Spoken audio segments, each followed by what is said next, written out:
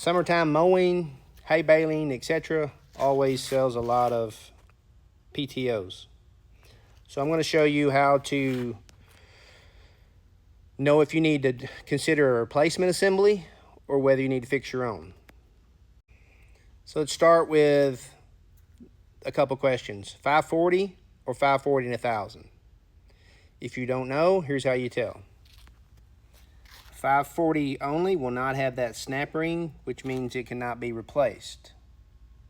So you would have a 540 only.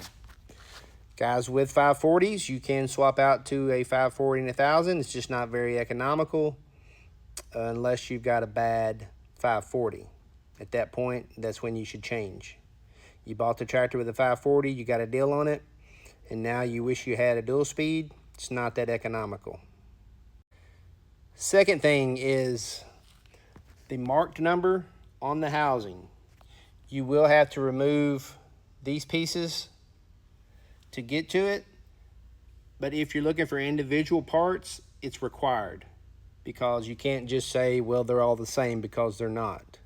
As an assembly, it's a little bit more forgiving that what the cache number is. On your modulator valve,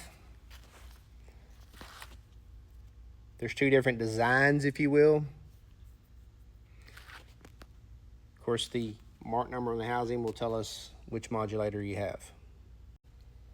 Okay, so this piece here is a common breakage item, and if that's all it's broke, you just need to replace it and go on. But what typically happens on the 6000 through the 6020 series is this right here. When you hit something hard, it will crack that housing. Here I can see I got some metal from somewhere. Don't know where that is, but it's been throwing a lot of it in there. So this unit still turns.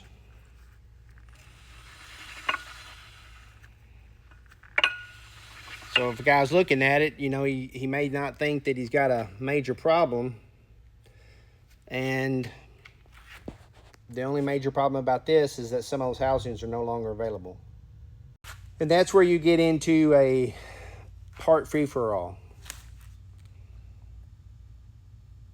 For us, it's way easier to sell an assembly because it doesn't matter whether this is the original, the middle, the updated, whatever. It doesn't matter if this has a standard clutch or heavy-duty clutch. You know, there's just been a lot of updates over the years. The parts side can be very hard to understand, and sometimes you have to order multiple pieces just to get one piece. They typically always have good used.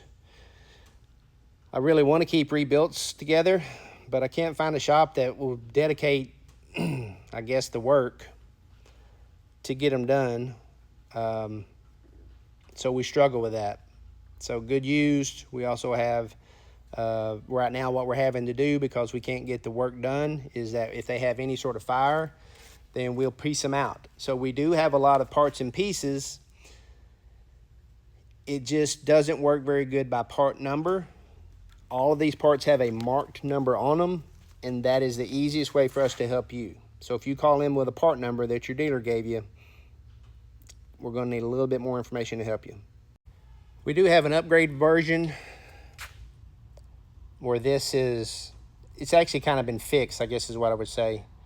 Engineer finally figured out how to get that to work. So we do have an upgrade option for this in a good used, and hopefully in a rebuilt soon. Good used runs 7,500 exchange, rebuilt for 10,000 exchange. And upgrades will be a little bit more, but once we have them ready. And if you got the capacity looking for extra work, we got a lot of rebuilds to do.